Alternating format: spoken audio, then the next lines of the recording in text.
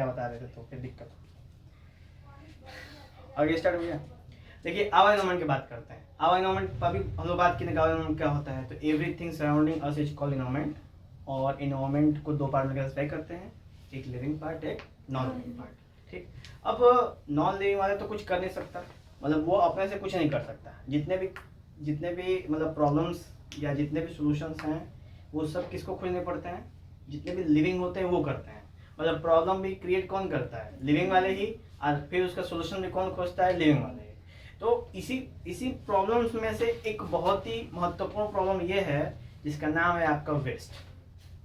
Waste समझते हैं? Waste क्या होता है? वेस्ट, हाँ, मतलब कि वो चीजें जो हमारे लिए आवश्यक नहीं है तो उसको हम लोग वेस्ट कह देते हैं।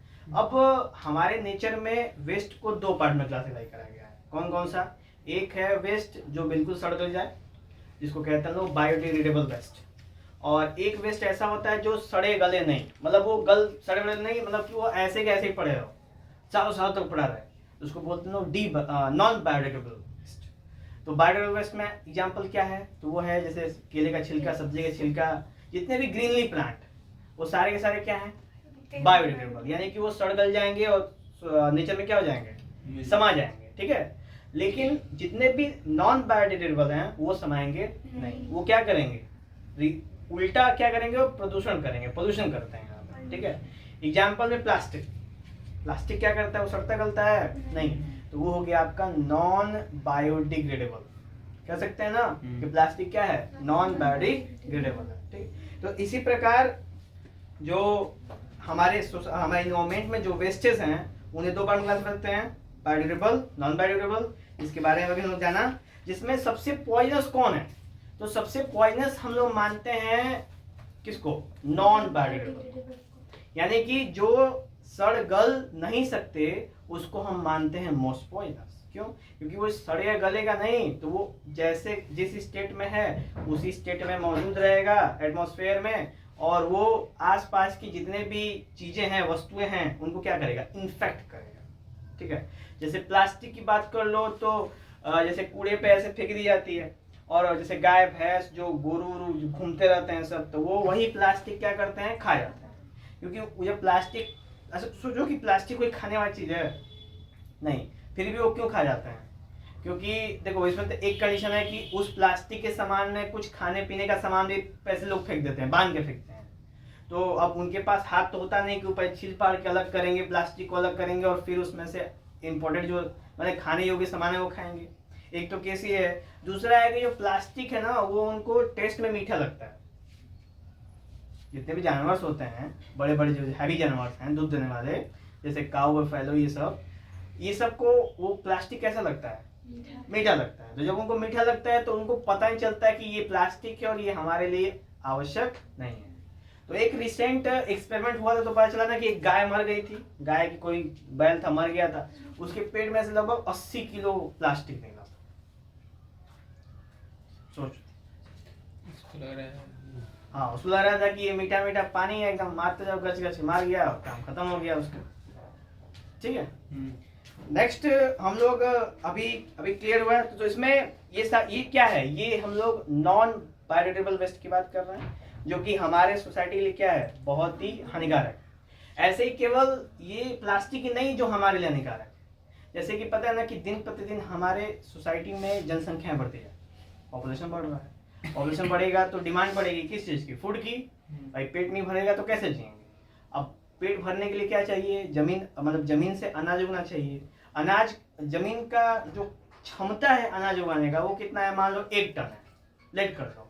तो अब लोग कितने हो गए? 10 टन के बराबर। अब वो 1 टन, जो खेत 1 टन अनाज उगाता था, अब वो कितना उगा रहा है?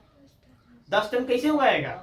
उसकी औकात है 10 टन उगाने की? तो हम क्या करते हैं? अलग से उसमें फर्टिलाइजर्स और केमिकल क्या करते हैं? ऐड कर देते हैं। और ऐड करने के बाद क्या सोचते हैं ना कि उसमें से 10 टन हम लोग का अनाज निकले। तो हम इतने सारे केमिकल्स का उपयोग कर रहे हैं, तो ये बताओ कि खेत के तो बस का बाहर हो गया ना वो। अब जैसे कि आपकी कार्य करने की जो क्षमता है वो है कि आप 24 घंटे में से 6 घंटे कार्य कर सकते हैं, और आपसे लिया जा रहा है टोटल 12 घंटे का। तो क्या उस एफिशिएंसी से कार्य कर पाएंगे। तो चलिए सुबह से मान लेते हैं कि आपको वो 25 रुपये वाला सुई दे दे के नस में खोस खोस के काम करवाया जाएगा। होता है ना, समझते हो, ड्रग्स लेते हैं ऐसे कर। कब तक आपका काम चलेगा? जब तक शरीर रहे वैसा। अब जैसे एक समय ऐसा है कि अब खाना तो तुम खा नहीं रहे हो, एनर्जी ले नहीं रहे हो, खाली सुई से काम चल रहा है। समय आएगा कि शरीर का काम खत्म हो जाएगा। अब तुमसे क्या, तुम अब 6 घंटे क्या 12 घंटे क्या 1 घंटे भी काम नहीं कर पाओ, अपनी जगह से हिल नहीं पाओ। तो ये बताइए कि वो जो इंजेक्शन ले रहा था बंदा, ऐसे वो बंदे का दम नहीं था कि वो 1 घंटे भी काम करे, वो 12 घंटे काम कर रहा था। तो क्या उसका इल इफेक्ट आएगा बॉडी पे ना, उसका बैड इफेक्ट आएगा। कब आएगा? कुछ दिन बाद आएगा। इसी तरह जमीन हमारी, हम जमीन की क्वालिटी, अरे क्षमता कितनी है, मान लो 1 कुंटल की, और हम निकाल कितना रहे हैं 10 कुंटल, ठीक है। तो जमीन की उर्वरक क्षमता क्या हो रही है, इससे कम हो रही है। हो रही है कि नहीं हो रही है? तो उसको कैसे मेंटेन किया जाता है? कोई तरीका है मेंटेन करने का? तो है तरीका कि हम उसमें बीच बीच में मतलब क्या कहते हैं पल्स वाले पल्सेस का उपयोग करें। होता है ना, तो पढ़े होंगे अगर शायद, कि अगर जैसे कि 2 गेहूं या दो धान की फसल के बीच में हमें हमेशा दलहन का फसल लगाना चाहिए। दलहन के फसल से क्या होता है कि दलहन के जो रूट में रूट नोड्यूल्स होते हैं, जिसको राइजोबियम कहते हैं, और राइजोबियम पूरे खेतों का जो क्वालिटी होता है उसको क्या करता है, फिर से रिपेयर कर देता है। जितना डैमेज हुआ रहता है वो क्या कर देता है। अब लोगों को क्या चाहिए, लोगों से उससे मतलब नहीं है। अब मान लो तुम्हारा खेत है, तुम्हारे खेत तुमने क्या करा कि एक बार निकाला 10 कुंटल चावल। अब तुम देख रहे हैं कि अगले साल भी अगर दलहन बोओगे तुम्हारा खेत सही रहेगा, लेकिन तुमको उससे मतलब है नहीं। तुमको 10 कुंटल दिख रहा है, पैसा दिख रहा है, अगले साल भी हम वही बोएंगे, फिर अगले साल भी वही बोएंगे। अब 5 साल में काम खेत का, ठीक है। तो वो ये किसकी वजह से हो रहा है? तो हम जो केमिकल फर्टिलाइजर यूज कर रहे हैं उसी की वजह से ना। और इसकी जिम्मेदार कौन है? हम इसे कैसे जिम्मेदार हैं? डायरेक्ट और इनडायरेक्ट भी। तो पॉपुलेशन, भाई पॉपुलेशन कौन बढ़ा रहा है? ह्यूमंस तो पॉपुलेशन बढ़ा रहे हैं। जानवरों की पॉपुलेशन उतनी हो नहीं रही है, प्लांट की पॉपुलेशन उतनी हो नहीं रही है, तो बचे कौन? ह्यूमंस। ह्यूमन पॉपुलेशन बढ़ते जा रहा है और बड़े बड़े जंगल कटते जा रहे हैं।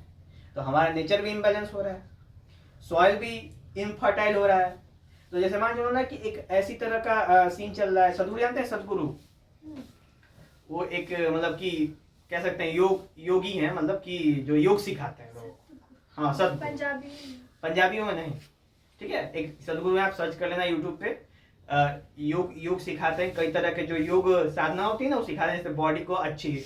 उन्होंने स्टार्ट किया सेव सॉइल, एक मुहिम स्टार्ट की है, एक रिवोल्यूशन स्टार्ट किया है। नाम क्या है? सेव। अब सॉइल को बचाने की क्या आवश्यकता है? Soil is the beginning of everything. हर एक चीज की शुरुआत सॉइल से ही होती है। बताओ, अब इसकी जो उर्वरक क्षमता है वो क्या हो रही है? कम हो रही है। अब सॉइल की अगर उर्वरक क्षमता पूरी खत्म हो गई तो पूरा का पूरा क्या बन जाएगा? रेगिस्तान। उगाओगे क्या? फिर तो कोई बचेगा ही ना धरती पे। इसलिए उन्होंने क्या छेड़ा है? एक रिवोल्यूशन छेड़ा है, एक मुहिम छेड़ी है, ठीक है। और उसके लिए सबको रिक्वेस्ट किया जा रहा है कि हाँ, आप 1 पेड़ 2 पेड़ 10 पेड़ जितने पेड़ है लगाइए, मिट्टी को बचाइए, केमिकल फर्टिलाइजर का उपयोग कम कीजिए। नहीं ना तो नहीं कर सकते ना।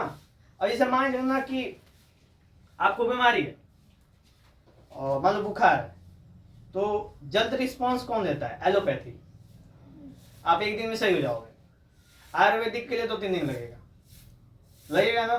लोग क्या चाहिए? एकदम चटपट काम हो, तो एलोपैथी लेंगे। अब जो काम 2 दिन का है और वो काम 1 दिन में हो रहा है, जरूर उसके पीछे कुछ ना कुछ बात होगी ना। तो वो 1 दिन में वो खड़ा तो कर दे रहा है, लेकिन आपके बॉडी में कहीं और क्या कर रहा है? रिएक्ट कर रहा है, डैमेज कर रहा है।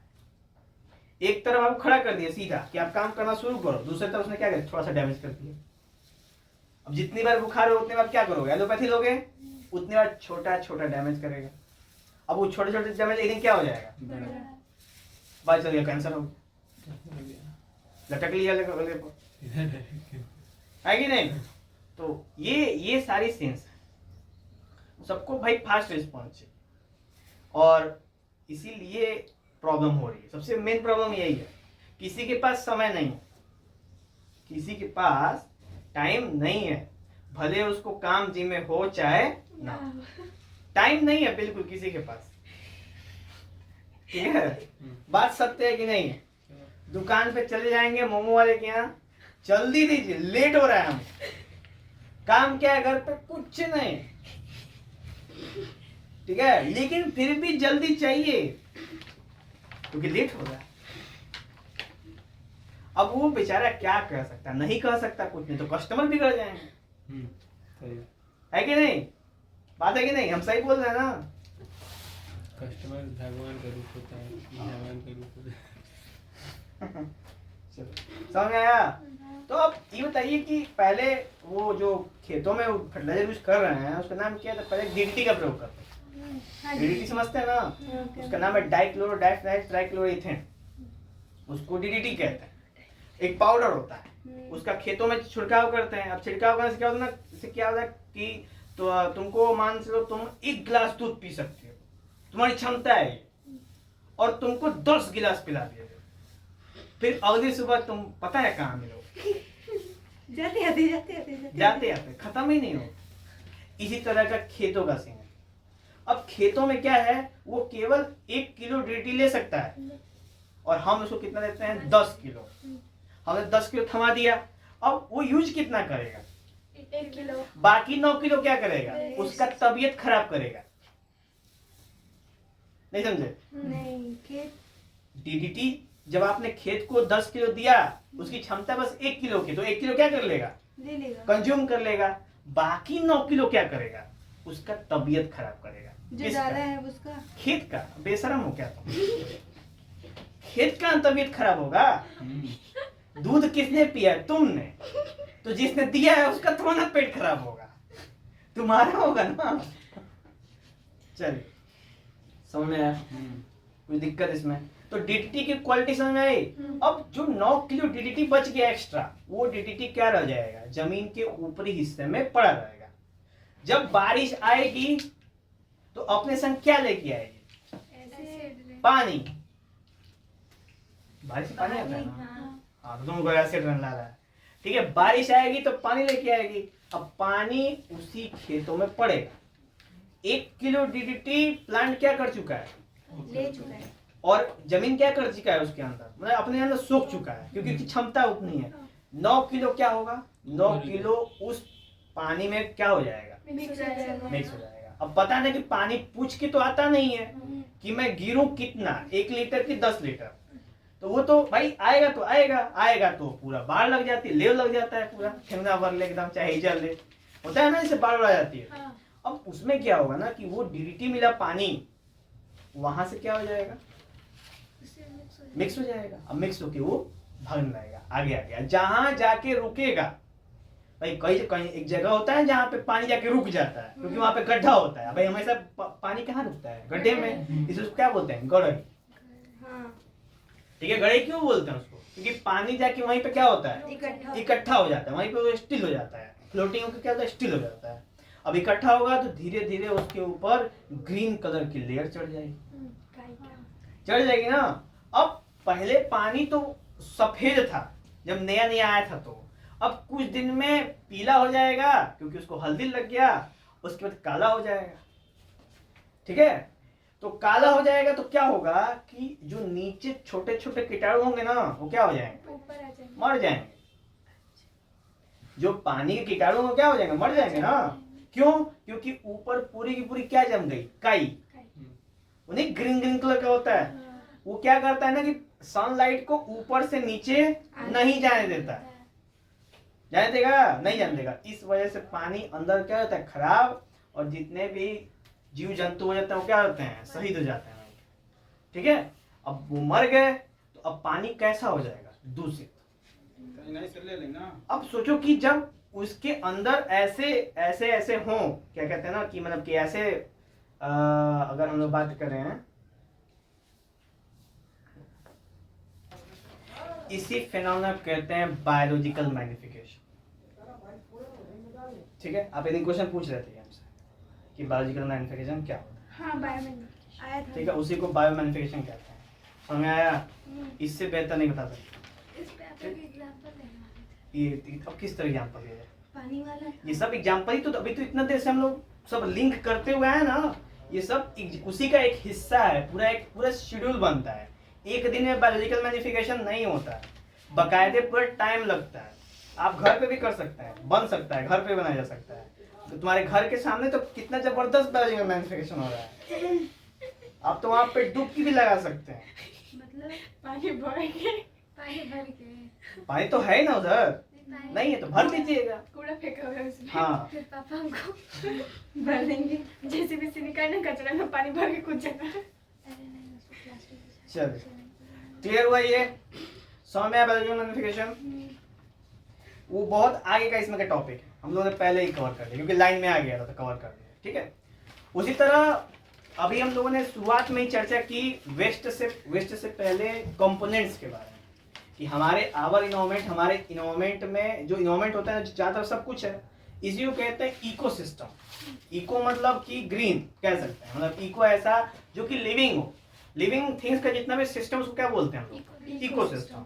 अब इकोसिस्टम के अंदर दो टाइप्स, एक बायोडिग्रेडेबल एक नॉन बायोडिग्रेडेबल, या एक बायोटिक एक अबायोटिक, सॉरी उल्टा हो गया ना, बायोटिक और अबायोटिक है। अब बायोटिक वाले में क्या है कि जो जितने भी लिविंग वाले पार्ट हैं सारे क्या हैं, बायोटिक हैं। Plant, animals, fish, microorganisms, bacteria, virus, protozoa, fungi, सब के सब क्या हैं, लिविंग है ना, वायरस नहीं है, वायरस नहीं है, ठीक है। वायरस को एक्सेप्ट वायरस, वो एक्सेप्शन है। अब नॉन बायोटिक में देखिए आपका अबायोटिक में क्या है, तो स्टोन, क्या कहते हैं, ये रोड, पत्थर, नाला, समंदर, ये गढ़ही और गुच्ची, जो भी चीजें होती है सब के सब क्या है इसमें, अबायोटिक। क्लियर हुआ। चल। तो मान चलिए अगर आपसे पूछे ना कि एक इकोसिस्टम का एग्जांपल दीजिए, तो आप एक सबसे बेस्ट एग्जांपल देंगे पॉन्ड। जो पॉन्ड, ये वाला तुम लोग का पॉन्ड नहीं, वो वाले पॉन्ड की बात हम बिल्कुल नहीं कर रहे, असली वाला पॉन्ड, ठीक है, जो मैनमेड पॉन्ड होता है। एक नेचुरल पॉन्ड भी होता है, जैसे चिल्का लेक, नाम सुने हैं, ये ज्योग्राफी में आप लोग को जाना चाहिए था, चिल्का लेक। एक डल लेक, नाम सुने हैं, डल लेक कश्मीर में, चिल्का लेक उड़ीसा में। हाँ हाँ चिल्लक हाँ डल लेक नाम से वेस्ट बंगाल में होगा। अच्छा, कब गया उधर, कश्मीर होगी चिल्का दी कैसा जगह होगा अपना। 2 दिन पहले गया था।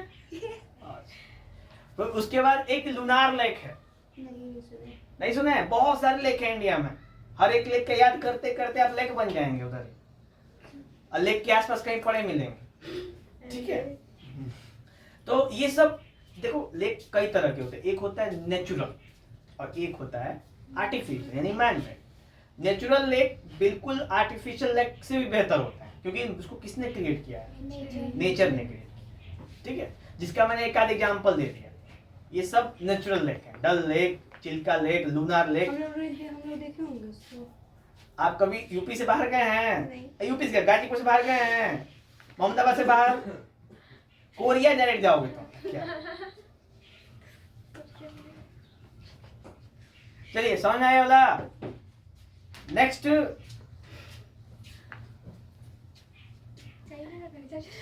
अब देखिए, अभी हम लोगों ने बायोटिक और अबायोटिक जाना ना, अब इसके अंदर बायोटिक के अंदर बायोटिक को 3 पार्ट में डिवाइड किया गया।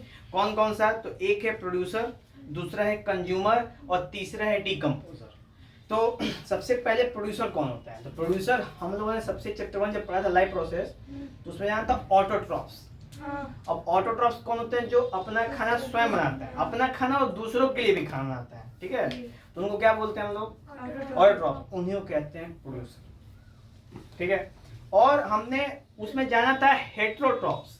हेट्रोट्रॉफ्स मतलब क्या, दूसरे पे डिपेंड हो, जो दूसरे पे डिपेंड हो, उनको क्या बोलते थे हम लोग, हेट्रोट्रॉफ्स। और वो मतलब कि कंज्यूमर कहते हैं, क्या कहते हैं, कंज्यूमर। और उसी में हम लोगों ने जाना था सेप्रोट्रॉफ।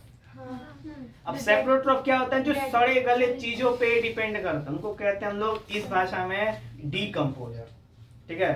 तो हम लोग 3 चीज जाने बायोटिक कंपोनेंट्स में, यानी आवर इन्वायरमेंट की कितने पार्ट, 2। कौन कौन से, बायोटिक, एबायोटिक। फिर बायोटिक की टोटल कितने टाइप्स, 3।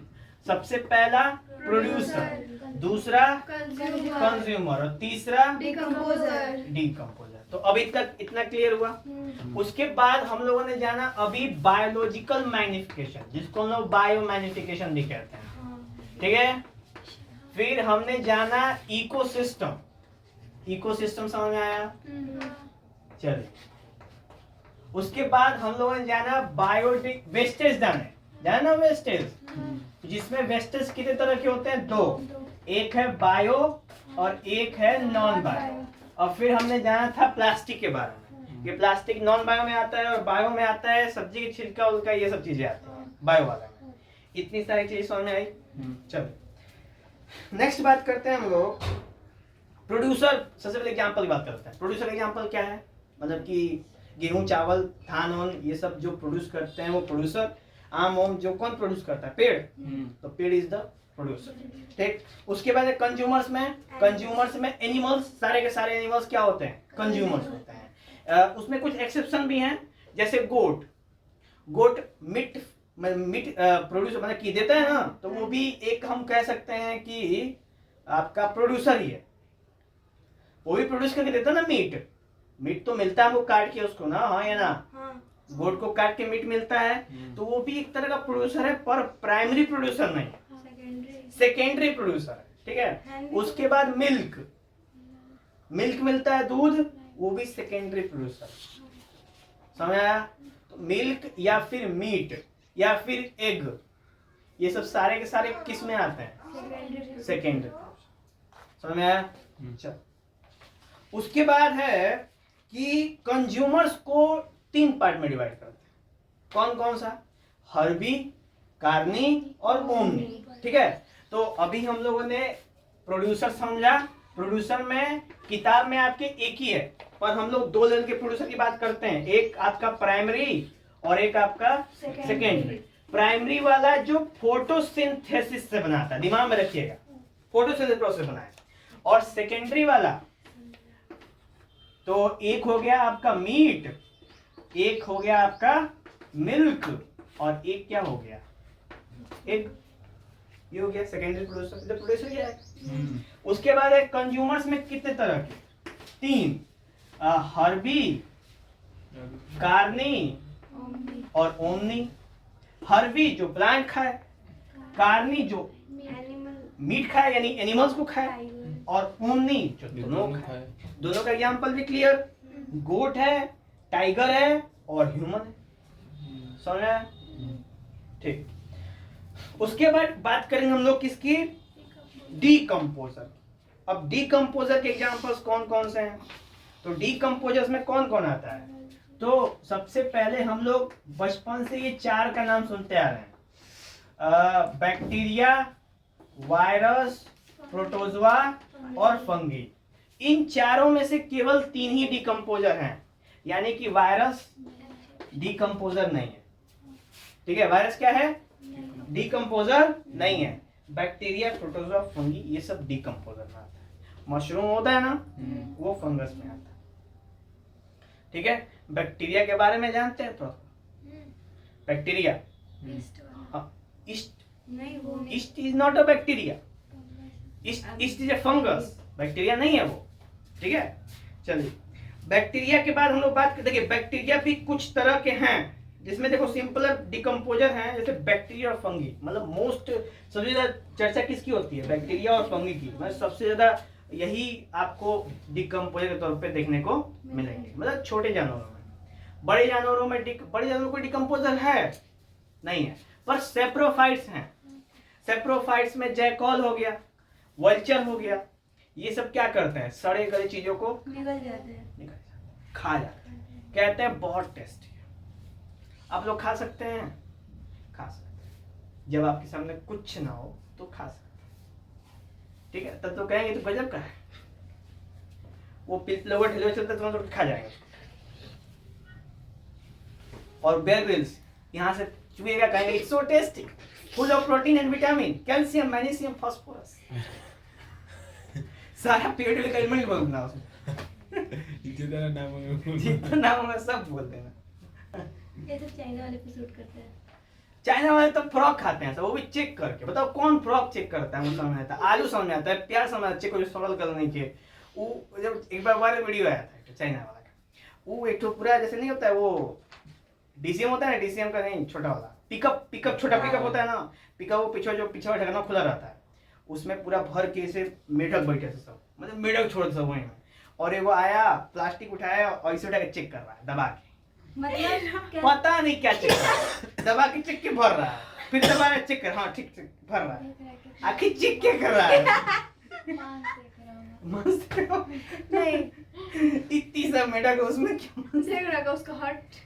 अच्छा हॉट देख रहा था, अच्छा उसका वो ये बताओ कहीं इतना डॉक्टर छोटा नहीं है उसका था वो? हॉट कैसे चेक कर लेगा? वो घर पे जाएगा सबका हॉट चेक करेगा, जब नहीं समझ तो खा जाएगा। क्या पता हट और वो ना टेस्टी इट्स सो लगता है। टेस्टी।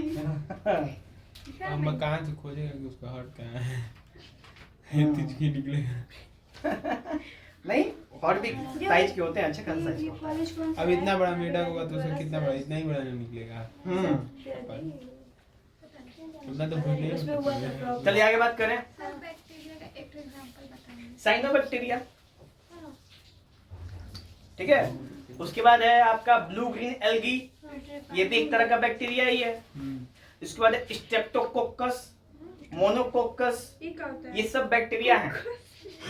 लास्ट नाइट में जब आपको बीमारी हुई थी, मतलब जो लास्ट चैप्टर था बीमारी वाला, उसमें वो नहीं था, वो कोकस करके बैक्टीरिया का नाम होता था, साइनोबैक्टीरिया सब। कोकस भी है उसमें, स्ट्रेप्टोकोकस और मोनोकोकस। स्ट्रेप्टो मोनो का मतलब ना एक रहेगा, और स्ट्रेप्टो का मतलब ना कई सारे एक ही में ज्वाइन हो अच्छा वो ये कोकस, प्लाज्मोडियम। वो तो दूसरा चीज हो। वो मच्छर वाला बाकी हो रहा है। आगे चर्चा करें। नेक्स्ट है कि अब हम लोगों ने यहाँ पे कंज्यूमर के बारे में जाना, प्रोड्यूसर के बारे में ना, फूड के बारे में जाना कि नहीं जाना। तो अब हमको जानना है क्या, फूड चेन। क्या जानना है? Food chain. Food chain. Food chain क्या होता है? तो फूड चेन एक ऐसा आपका चेन है, एक ऐसा मतलब कि एक यूनिडायरेक्शनल चेन है।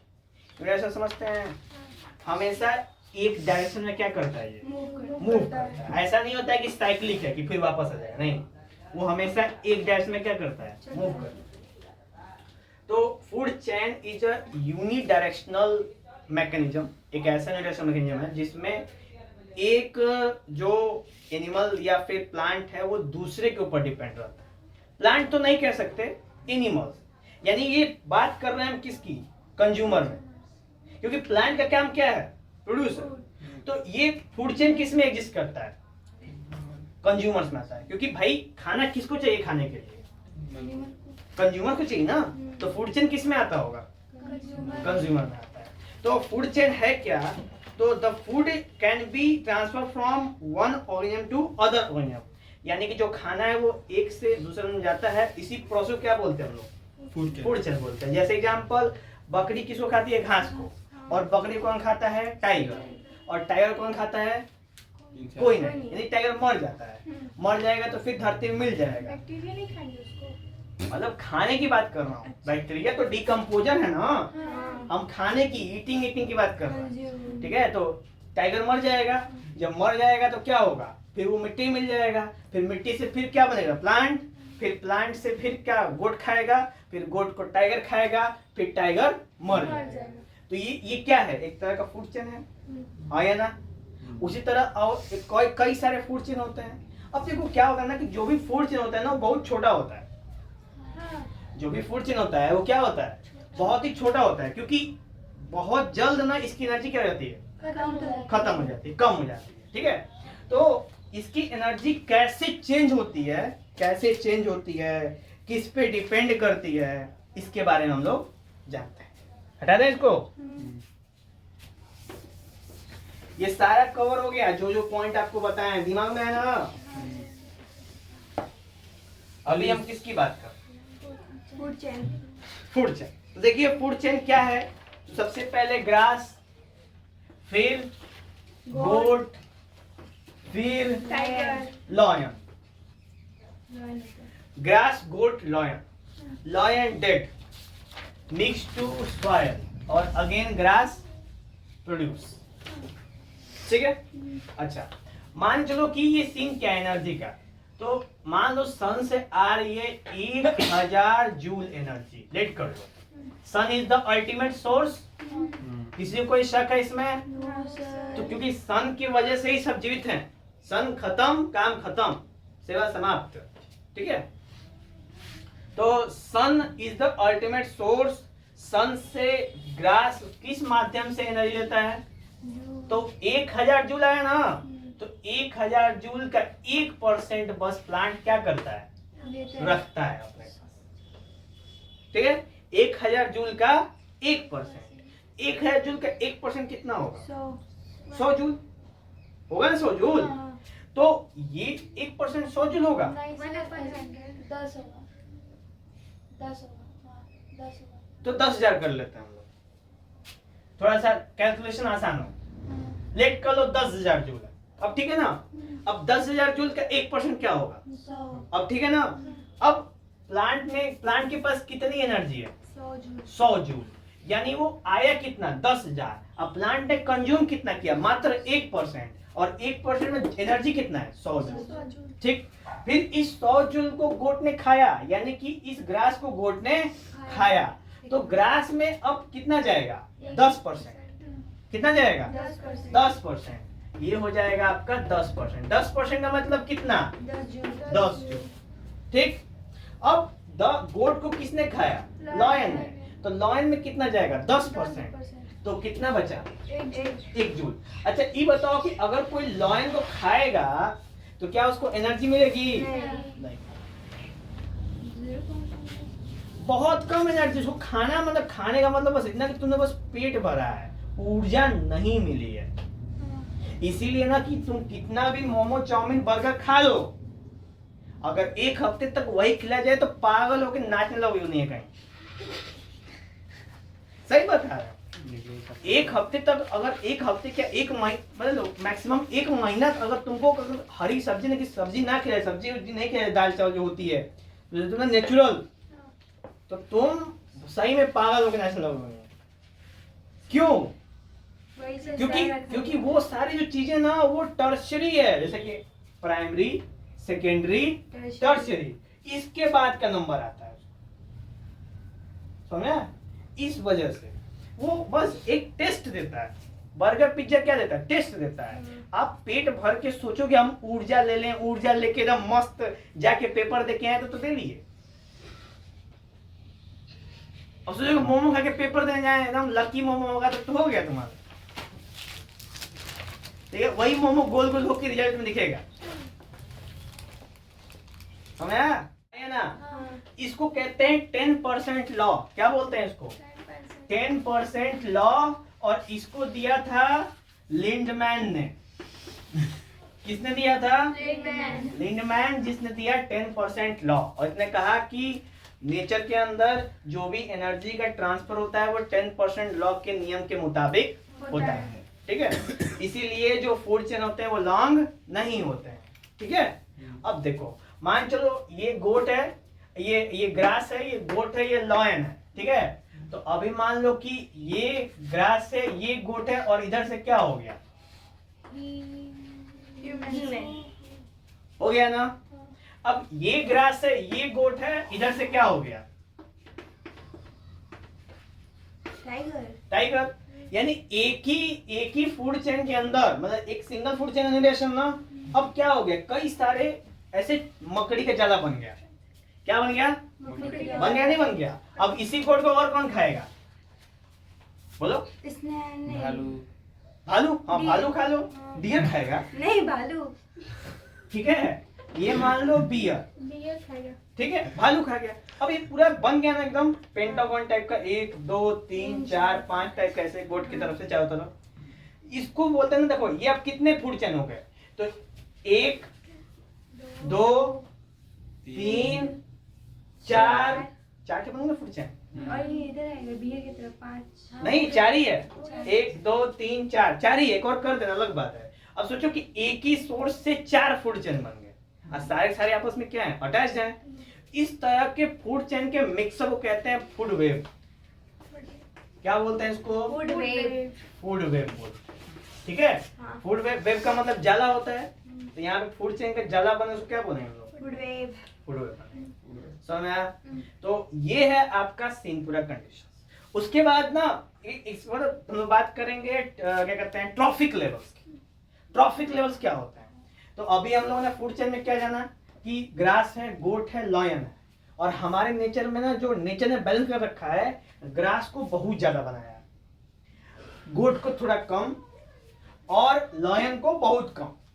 ऐसा नेचर का बैलेंस है। क्यों? सोचो कि अगर लॉयन बहुत ज्यादा हो जाते तो सारे गोट को खा जाते। जब सारे गोट को खा जाते तो ग्रास को कौन खाता? कोई नहीं। बस एक समय लॉयन भी मर जाते, हाँ या ना? चलो ये केस हुआ कि अगर लॉयन बढ़ जाते हैं। अच्छा जो गोट बढ़ जाते हैं तो गोट की जनसंख्या बढ़ जाती तो प्लांट क्या होता? खत्म हो जाता। ना प्लांट होता ना टाइगर होता, काम खत्म हो गया, मर गया समझ आया?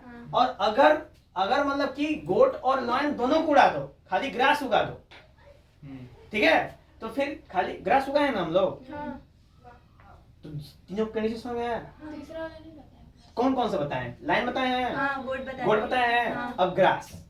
ग्रास हटा दो तो कोई नहीं बचेगा, पूरा जीवन समाप्त, काम खत्म। समझा? तो तीनों एक दूसरे पे क्या है? डिपेंडेंट है। और इसी को बोलते हैं क्या? Trophic levels. क्या बोलते हैं? Trophic levels. तो नेचर ने कुछ ऐसे ट्रायंगुलर ट्रॉफिक लेवल बनाए हैं, कहते हैं पिरामिडल ट्रॉफिक लेवल। क्या बोलते हैं? पिरामिड में इसको कई स्टेप में डिवाइड कर दिया है। 4 ठीक है, तो जनरली चार है ना, तो हम लोग 3 में भी चर्चा करते हैं, मतलब मैक्सिमम 3 में। जैसे सबसे पहले सबसे ज्यादा कौन होगा? ग्रास, ठीक। दूसरे नंबर पे कौन होगा? गोट। और तीसरे में कौन होगा? टाइगर। तो देखो ग्रास का एरिया ज्यादा है, ज्यादा होगा, गोट का कम है, थोड़ा कम होगा, टाइगर का सबसे कम होगा। समझ में? इसको बोलते हैं ट्रॉफिक लेवल्स। समझ में? ट्रॉफिक लेवल्स में किसी को समस्या? फूड वेब में कोई समस्या? ठीक है। उसके बाद जो ये तो था नॉर्मल कि हमने एक फूड चेन को पकड़ के ट्रॉफिक लेवल बनाया था। नॉर्मली ट्रॉफिक लेवल्स कितने स्टेज में होते हैं? 4 स्टेज में होते हैं, ठीक है। पहले में आ गया प्रोड्यूसर, दूसरे में आ गया आपका कंज्यूमर, तीसरे में आ गया आपका कंज्यूमर, और चौथे में आ गया कंज्यूमर। अब सोचो कैसे? हाँ, देखो सबसे पहले ये क्या है? ग्रास प्रोड्यूसर है। गोट क्या है? नहीं, गोट नहीं करते हम लोग यहाँ पे इसको कर देते हैं हम लोग हेन, ठीक है, हेन कर देते हैं। हेन दाना चुग लेगी घास में से, ठीक है, हाँ, तो हेन हो गया। उसके बाद हेन को कौन खा जाए? ह्यूमंस। गोट किसे खाएगा? जाहिर है एकदम। तो इसके घर के बकरी है ना, यही बकरी एगो पाल लेगी तो खाना खिलाने को सिखा देगी उसको। सर मेरे घर में खाते थे। खरगोश खाती है बहन, मगर बकरी नहीं खाती है। चलिए ठीक है, तो अब इसको ट्रॉफिक को और बड़ा कर देते हैं, ठीक है। तो अब ये एच हो गया, अब एक और। तो देखो सबसे पहले प्रोड्यूसर, उसके बाद हेन, उसके बाद हेन को खा ले ह्यूमन, ह्यूमन खा ले टाइगर, ठीक है। तो 4 लेवल का हो गया। तो ये है प्रोड्यूसर, ये है प्राइमरी कंज्यूमर, ये है सेकेंडरी कंज्यूमर, और ये है टर्शियरी कंज्यूमर। तो अगर ह्यूमन को टाइगर खाएगा ना तो उसे खाना ना खाना सब एक बराबर। क्यों? क्योंकि एनर्जी क्या मिलेगी? एकदम कम। तो बस वो मारेगा, पेट भरेगा, पेट नहीं पता मारेगा, थोड़ा खाएगा फिर छोड़ देगा, क्योंकि एनर्जी तो है ही नहीं। समझा? एनर्जी से टेस्ट मिलता है क्या? नहीं, ऊर्जा। एनर्जी से बॉडी स्ट्रेंथ होती है। जैसे आप खाओ, मैंने तो मस्त एग्जांपल दिया ना कि आप 1-2 हफ्ते खाओ, क्या 1-2 हफ्ते लगातार मोमो खाओ, सुबह दोपहर शाम रात दोपहरिया सांझ खाली मोमो खाओ 1 हफ्ते, पेट पे हो जाएंगे। ठीक। और 1 हफ्ते केवल हरा साग खाओ, एनर्जी मिलेगा, स्वस्थ हो जाएंगे। अंतर समझ में आया? ये सबसे बेस्ट डिफरेंस। इसीलिए लोग बोलते हैं हरा सब्जी खाया करो लोग। हाँ, तब कहते हैं, खाते हुए नहीं है। नहीं, जिनको प्रॉब्लम हो तो खाएंगे ही ना, जिनको प्रॉब्लम है वो तो खाइए करेंगे, बाकी लोग ना खाएं वो अलग बात है। बीमारी है तो खाना पड़ेगा, ठीक है, बिकॉज सिचुएशन डिमांड। समझ आया? एंड एक्टिविटीज ऑन इकोसिस्टम, यानी ह्यूमंस का क्या एक्टिविटी इकोसिस्टम है। तो ह्यूमन काम है महाभाइयात, खाली बिगाड़ने का काम है, बनाने का तो बस का कुछ है नहीं, ठीक है। तो खाली बुर्ज खलीफा बनाएंगे सब, और कोई काम नहीं है। वो तो नॉन लिविंग थिंग्स बनाने का काम है ह्यूमंस का, लिविंग थिंग्स तो बस का है नहीं, क्योंकि लिविंग थिंग्स नहीं रहेंगे तो जियो कैसे, कैसे खाओगे, कैसे पियोगे, आगे ना। तो आप समझ सकते हो ह्यूमंस के बारे में, ह्यूमंस कैसे अफेक्ट करते हैं इकोसिस्टम को, बहुत बैड इफेक्ट करते हैं, ठीक है, क्योंकि ह्यूमंस है ग्रिड, और ग्रिड से सबको खत्म कर देते हैं, ठीक है। टाइगर को मार देते हैं सब खाल के लिए, लेपर्ड को मार देते हैं खाल के लिए, हाथी को मार देते हैं सूंड के लिए, दांत की ओह सॉरी, माला बना हाँ उसका मूर्ति भी बनता है रात मूर्ति को। पर हाँ दांत के लिए वो हो जाता है, तड़ा इधर उधर निकल देते हैं, ठीक है। उसके बाद हम लोग किसको मारते हैं, हिरण के सिंह को हाँ मारते हिरन बारहसिंगे को मारते हैं 12 सिंगों के लिए, ठीक है। तो ये सब क्या है, ये सब टाइगर को भी मारते हैं ना, उसकी छाल। अभी छाल नहीं खाल होता है वो, चाबी का छल्ला बनाई। हमें को मार के उसके छाल। 10% लॉस समझ में आया। Yes sir. चल हाँ यार। चलिए ये समझ में आया आपको, बायोमैनिफिकेशन। नेक्स्ट है आपका डिप्लेशन ऑफ ओजोन लेयर। हाँ। तो ये बताइए, मानव है बहुत ग्रीडी, और ग्रीडी होने की वजह से वो दिन प्रतिदिन नए नए सुविधाएं खोज रहा है कि मुझे काम कम करना पड़े और आराम ज्यादा, जिसके वजह से इसका बैड इफेक्ट कौन झेल रहा है, हमारी एटमॉस्फेयर, हमारा इकोसिस्टम, हमारा मतलब की सराउंडिंग, ठीक है। और किस फॉर्म में, तो बड़ी बड़ी फैक्ट्रियां लग रही हैं, बड़े बड़े चिमनी लग रहे हैं, चिमनी फैक्ट्रियों में जो चिमनी होती है, धुआं निकलता है इसमें से, गाड़ियां नई नई निकल रही हैं, डेली नई नई गाड़ियां बन रही हैं, सब पेट्रोल डीजल मोबिल किरासन तेल सब पे चलने वाली, ठीक है। और भी बहुत सारी चीजें उपलब्ध हैं, जैसे कि फ्रिज की शुरुआत जब हुई थी तो उसमें हम लोग यूज करते थे कौन सा गैस, CFC, क्लोरोफ्लोरोकार्बन, जो कि सोसाइटी हमारे ओजोन लेयर के लिए क्या था, बहुत हानिकारक। अब जानो ओजोन लेयर क्या होता है। तो ओजोन लेयर एक लेयर है just like a blanket above troposphere, जो हमें सन के हार्मफुल अल्ट्रावायलेट रे से क्या करता है, बचाता है। और हम इसको क्या कर रहे हैं, इसका विनाश कर रहे हैं। कह रहे हैं क्यों बचा रहे हो, क्योंकि ह्यूमन का काम है जो बचाता है उसी के पीठ में खंजर खोपते हैं ह्यूमंस, ठीक है। दे ऑलवेज प्रोटेक्टर्स को ले लेते हैं, ठीक है। तो जो एयर स्प्रे आते थे पहले उसमें क्या होता था, CFC। अब देखो वो जिसकी वजह से पता चला, जब गवर्नमेंट को पता चल रहा है कि ये तो गड़बड़ हो गया, इतना ज्यादा फ्रिज का यूज किया, इतना ज्यादा एयर कंडीशन का यूज किया कि ओजोन लेयर में CFC जाके रिएक्ट करके ओजोन लेयर क्या कर दिया, छेद कर दिया। छेद कहाँ हुआ, अंटार्कटिका में। अंटार्कटिका कितना का 26 किलोमीटर का हो गया, ठीक है। हाँ। इतना बड़ा छेद ना है। नहीं पहले छोटा ही था, धीरे धीरे बढ़ेगा ना, तो ठीक नहीं होगा, रिकवर हो गया। रिकवर हो गया पूरा, तो फिर छेद होगा। हाँ, गर्मी के टाइम में फिर हो जाता है। हाँ वही, फिर छेद होगा, फिर रिकवर होता फिर छेद हो जाएगा। CFC हट गया ना, फिर भी छेद। CFC जो प्रोड्यूस किया तो रहेगा ना, कि चला गया, समझ। चलिए, तो इसके वजह से अगर ओजोन लेयर धीरे धीरे डिप्लीट हो गया तो हमारे अर्थ का टेम्परेचर क्या हो जाएगा, बढ़ जाएगा, सारे ग्लेशियर्स पिघल जाएंगे, उसके बाद हर जगह पानी पानी हो जाएगा, और फिर बाढ़ आएगा, फिर उसे नागिन नाम करेंगे आप लोग, ठीक है। चलो, तो पूरा पानी में डूब जाएगा। हाँ एकदम डूब जाएगा, सारे ग्लेशियर पिघल गया वर्ल्ड का, तो पानी में सब डूब जाएगा, जलमग्न हो जाएगा। इतना ग्लेशियर जमा हुआ है, बहुत ग्लेशियर है। ग्लेशियर इतना है कि मान चलो कि जैसे हम लोग का जैसे अर्थ का फॉर्मेशन हुआ था ना, जैसे अर्थ का फॉर्मेशन, तो अर्थ का फॉर्मेशन डायरेक्ट नहीं हो गया कि डायरेक्ट पहले आग का गोला था और जलने के बाद डायरेक्ट अर्थ का फॉर्मेशन हो गया, नहीं। सबसे पहले आग का गोला था, फिर वहां पे कहीं से कार्बन आया, फिर कहीं से हाइड्रोजन आया, दोनों मिक्स हुए, फिर मीथेन का क्लाउड बने, मीथेन क्लाउड से मीथेन की बारिश हुई, फिर उसके बाद वहां पे हाइड्रोकार्बोनिक कुछ कंडीशन एसिड का जनरेशन हुआ, फिर धीरे धीरे अभी जानते हो सबसे पहले एक होता है हम लोग धरती था अग्निकाल, जिसमें पूरा धरती अग्नि से थी। उसके बाद पता चला कि आया मतलब कि आपका शीतकाल, जिसमें पूरा का पूरा धरती बर्फ से ढकी हुई थी।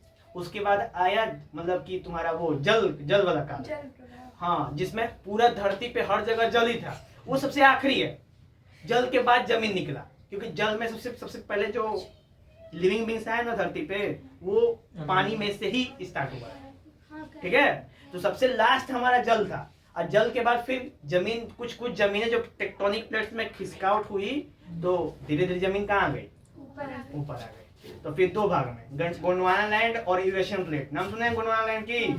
अब गोंडवाना लैंड में ही हमारा इंडिया था, ठीक है। अब धीरे धीरे जो प्लेट्स थी सरकते गए, और पता है ना कि जो हमारा इंडिया है वो पहले अफ्रीका के पास था, सरकते आ गया इधर चाइना के पास।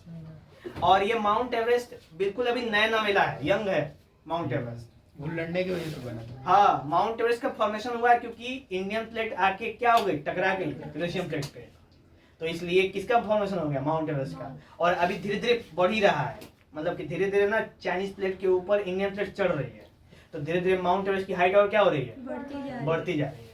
किसी कौन दिक्कत होगा? दिक्कत होगा, तिब्बत खत्म हो जाएगा। तिब्बत का जन नेपाल।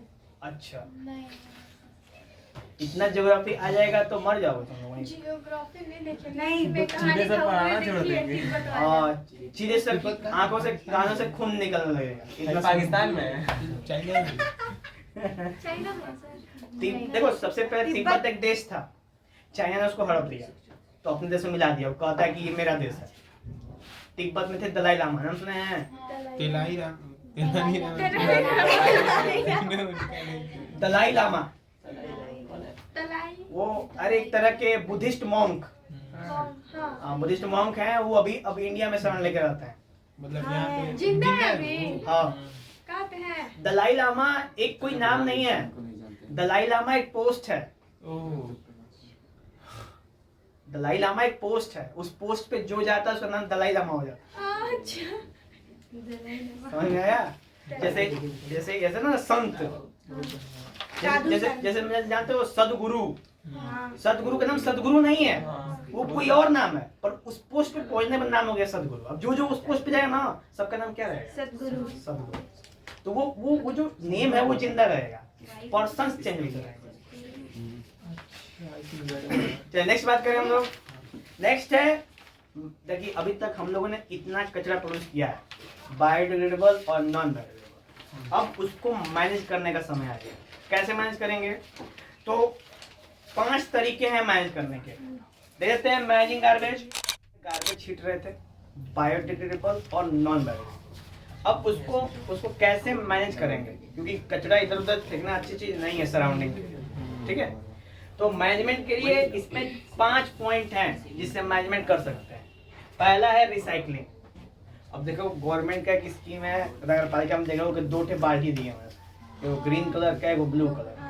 उसमें कहते हैं गीला कचरा इसमें रखिए और सूखा कचरा उसमें रखिए। अब किस में रखिए आप समझ सकते हैं, ठीक है। तो ये वो अब देखो जितना भी सूखा वाला कचरा है, जैसे कि प्लास्टिक का बोतल हो गया, अब वो जाएगा फैक्ट्री में और क्या हो जाएगा, रिसाइकल हो जाएगा, ठीक है। तो रिसाइकलिंग का प्रोसेस समझ में आया यहाँ पे। और गीला कचरा ले जाके क्या कर देंगे, जमीन खोद के डाल देंगे, और डाल देंगे तो पूरा सड़ बन के क्या बन जाएगा, खाद बन जाएगा, वो आ जाता है कंपोस्ट, ठीक है। तो गवर्नमेंट की स्कीम से ये दोनों पार्ट एक सम होता है, इसलिए गवर्नमेंट कहती है चिक जाती है कि बेटा गीला कचरा अलग और सूखा कचरा अलग। और इसमें ऐड भी आ रहा है, एक लड़का जाके बढ़ती है कहता है मेरा भविष्य कचरे में जा रहा है।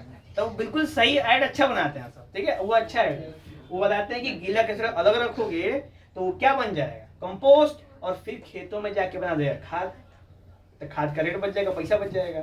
और उसके बाद दूसरा रिसाइकलिंग, तो प्लास्टिक जाके फिर से रिसाइकल होगा, फिर आ जाएगा, तो इससे कहीं वेस्ट प्रोडक्ट नहीं फैलेगा। उसके बाद तीसरा है इंसिनरेशन। इसका मतलब होता है ना कि जब हम किसी चीज को बहुत हाई टेम्परेचर पे क्या कर दें, जला दें, उसको क्या बोलते हैं हम लोग, इंसिनरेशन। उदाहरण के तौर पे कि जैसे बड़े बड़े जो शहर है ना, दिल्ली, बम्बई, कलकत्ता, चेन्नई, वहां पे लकड़ियां नहीं मिलती हैं फूकने के लिए, समझ रहे हो, वहां पे लकड़ियां नहीं मिलती है फूकने। दिल्ली, बम्बई, कलकत्ता में और महंगी मिलती है। यही बिजनेस खोलेगा, इलेक्ट्रिक वाला लगा देंगे, जोशियाना नहीं था। ठीक है। तो वहां पे लकड़ी नहीं मिलते हैं, इस वजह से वहां पे इंसिनरेशन सिस्टम लगा होता है। क्या करते हैं, बॉडी को एक जैसे स्ट्रेचर टाइप का बैठा देते हैं और उसको ले जाके अंदर, नहीं तो ओवन देखिए, ओवन उसी टाइप का ओवन की तरह होता है, बॉडी लेटा के अंदर ठेल देते हैं, और जब अंदर ठेल देंगे ना तो फिर उसमें हाई टेम्परेचर आएगा, बॉडी जल के राख हो जाएगी और उस राख को एक तो मटका में भर के थमा देंगे। एमआरआई की उसी का रखना है कि नहीं? जलाया बनारस किसको? में वैसे सर एमआरआई की तरह एमआरआई की तरह ही समझ। हाँ नहीं, उसमें नहीं ले जाते हैं सर, उसी की तरह एक भट्टी होती है, जैसे जिसमें ब्रेड सेकते हैं ना, उसी की तरह भट्टी इसमें आदमी को सेक देते हैं। देखे हैं। देखियो। तो इसको क्या कहते हैं हम लोग? इंसिनरेशन। इससे क्या होता है ना कि इससे बहुत ज्यादा पोल्यूशन क्या होता है, बचता है।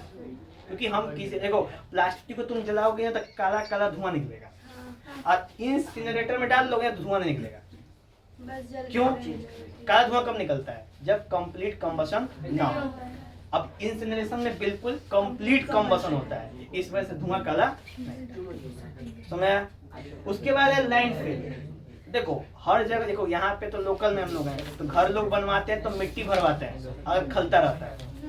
बड़े बड़े शहरों में, दिल्ली में, मुंबई में जब भी खलता होता है वहाँ पे कचरा भरते हैं, ताकि मिट्टी कहाँ से लाएंगे? मिट्टी तो होती नहीं ना, हर जगह कचरों का ढेर होता है। तो वहां से नगर पालिका से जाते हैं, कचरा खरीद के लेके आके भरते हैं अपने घरों की बिल्डिंग में बेच के तौर पे। यहाँ पे तो करेगा। हाँ, ठीक है। तो ये किसके लिए काम आ जाएगा? लैंडफिल। लाइन पे। देखो वेस्ट मैनेजमेंट कर रहे हैं हम लोग। उसके बाद फिर क्या है? Sewage treatment. देखो यहाँ पे जो भी नाली नाला होता है वो बाई टाइम में ओवरफ्लो करने लगता है। बनारस में इतना इतना नाला ओवरफ्लो कर, और इतने में हम लोग गए थे वहाँ। हाँ नहीं समझ में नहीं आ रहा था कि नाला है कि गंगा जी। नाली Clear में है? नाली। नहीं नहीं, जिस दिन पहुंचे हम लोग बनारस उस दिन बारिश हो रही थी, और बारिश ऐसी हो रही थी कि एकदम रोड पे तो इतना पानी आ गया था। तो मगरमच्छ घरों में- सब मतलब गाड़ी छोड़ छोड़ के छोड़ गए, चल रहे थे सब। नहीं डिवाइडर नहीं था, डिवाइडर। हाँ, उसके और डिवाइडर ऊपर थोड़ा ऊंचा होता है, सब ऊंचे डिवाइडर पे जा रहे थे, और डिवाइडर के लेवल को क्रॉस कर रहा था समझ लो पानी बनारस में उस दिन। उसी दिन हम इत्तेफाक से कि उस दिन लोअर भी ले गए थे और कच्चा भी ले गए थे। तब तो नहाना भी हो गया सर आपका। और क्या। इसलिए उसके बाद ट्रेन में बैठे, ट्रेन में खिड़की के यहाँ बैठना पड़ा सुखाने के लिए। अरे उस दिन समझ लो गजब मशक्कत हो गई, इतना पानी तब क्या कहा जाएगा। किस दिन सर? अरे अभी पिछले सीजन में बात है, बारिश वाले सीजन। हाँ बाढ़ आया था उस समय तो मगरमच्छ निकल गया है। मगरमच्छ नहीं आया, वहाँ कहीं आया था। आया था मगरमच्छ। इस बार बाढ़ आया था ना तो उसमें आए थे सब मगरमच्छ। हाँ, हाँ। असली के मगरमच्छ थे कि घड़ियाल थे? असली वाले असली थे। वाले थे। घड़ियाल क्या मगरमच्छ नहीं होता है वो? घड़ियाल मगरमच्छ एक एलिगेटर होता है, तो क्या मांस एक नहीं खाते क्रोकोडाइल वो? होता है। नहीं, वो एलिगेटर साइज में छोटे होते हैं, लेकिन वो भी खतरनाक होता है। खतरनाक होते हैं, लेकिन इतने भी खतरनाक नहीं होते हैं, बिल्कुल क्रोकोडाइल के नहीं होते हैं। ना तो खाते पीते घर वाले थे। अच्छा, खाते पीते करके। ये पहचान गया। हाँ, बराबर। देखिए चलिए तीसरा बात कर लेते हैं, एक सीवेज ट्रीटमेंट। अभी बताया ना। अभी कहाँ बताएं? अभी ट्रीटमेंट कहाँ की? अभी तो बताएं, अपनी दुख भरी कहानी सुना रहे थे। ठीक है, सीवेज ट्रीटमेंट क्या है कि बड़े बड़े शहरों में पीने के लिए जो पानी होता है ना वो मिलता नहीं जमीन में से। जैसे दिल्ली में हाँ दिल्ली जानते हो में- क्या करते हैं? जो भी नाला नाली का पानी, संडास का पानी निकलता है बाहर, उसको एक जगह इकट्ठा करते हैं, फिर उसको प्यूरिफाई करते हैं। अब प्यूरिफाई करके घर में सप्लाई करते हैं, वही वाला पानी है। उसमें स्प्रे में मार देते हैं, परफ्यूम के मौके नहीं। टोटल पूरा हम लोग पीने के लिए पानी 4% है। ठीक है, अब ये वाले इसके एग्जाम्पल दे सकते हैं बनारस में। बनारस में भी है, हाँ ठीक है। सर बता रहे थे। बनारस में जाइएगा ना तो मतलब एक जगह नाला है जिसमें पूरा वरुणा नदी, जो नहीं लोहे का पुल है, उसके साइड में ना वो बिल्कुल नदी काली है। काली जानते हो क्यों है? क्यों है? पूरे बनारस कचरा उसी में जाता है। अब उसी पानी को क्या करते हैं? पीते हैं, फ्राई करते फिल्टर करते हैं। अब फिल्टर करके ये अब फिर घरों घर में सप्लाई करते हैं। फिल्टर बन के। अरे बाप। तो फिल्टर नहीं बोली हो। सर फिल्टर करने में तो ज्यादा खर्चा आता होगा फिर उसको। पानी नया लाने में ज्यादा खर्चा आ जाएगा, किसी को बोल के फिल्टर करने में कम खर्चा आएगा। सर दुबई में तो सर बोल रहे थे पानी नहीं है वहाँ पे पीने के लिए, तो सर उस दिन का ही पानी का फिल्ट्रेशन करते लोग। हाँ, वो उसका खर्च ज्यादा है, वो इसीलिए कॉस्ट ज्यादा है उसके प्यूरिफाई करने के लिए, यहाँ पे आया तो ज्यादा कोई अफोर्ड नहीं कर पाएगा। नहीं कर पाए। यहाँ पे पानी कितने 20 रुपए में 20 लीटर मिलता है। वहाँ पे हाँ वहाँ भी मिलता है। नहीं, एक- 20 रुपए में 20 लीटर बीस मिलता है। 20 का हम लोग यहाँ मिलता है। मिलता है ना, वहाँ पे 200 का मिलता है, कुछ 200 से ज्यादा। नहीं सर 20 रुपए का पूरा बॉटल मिलता गई है। थी क्या तुम? हाँ कब गई? हम मम्मी गई थी ना तुम लोग वहाँ पे दुबई। दिल्ली हम लोग इतनी से ये सोच रहे हैं तू दुबई बोल रही है बच्चा। हम दिल्ली पढ़ रहे हैं हमको लगा कि दिल्ली गई बच्चे का दूसरी बात है। सर हो जाता है। चलिए क्लियर हुआ ये सीवेज। देखो सीवेज ट्रीटमेंट समझ में आया? गवर्नमेंट क्या करती है ना, कचरे का पानी लेके फिल्टर करके वापस भेज देती है और उसमें से कचरा निकाल के और फिर कहाँ कर देती है, ले जाके डाल देती है लैंडफिल के। एक ये हो गया। एक उसके बाद है नमामि गंगे, नाम सुना है? हाँ गंगा जी हाँ, Ganga action plan, Ganga action plan और यमुना एक्शन प्लान, ये सब गंगा जी को और यमुना जी को साफ करने के लिए सिस्टम है। क्योंकि मना किया गया है ना कि गंगा के अंदर कचरा नहीं फेंकना है, फेंकना नहीं है, या फिर आप डेड बॉडी नहीं फूंक सकते हैं। फूक नहीं सकते। फेंक सकते हैं मतलब फेंक नहीं सकते, सॉरी फेंक नहीं सकते, तो मना कर दिया गया। वो सब फूल वूल भी डालने के लिए मना कर दिया। एनर्जी से ऊर्जा अब निकालने पता है ना कि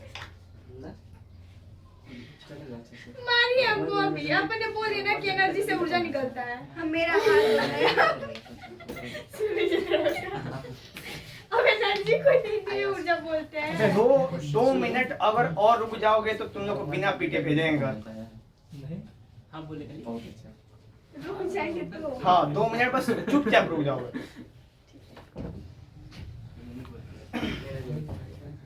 सीवेज ट्रीटमेंट में गंगा एक्शन प्लान सुन लो, पेपर में पूछता है।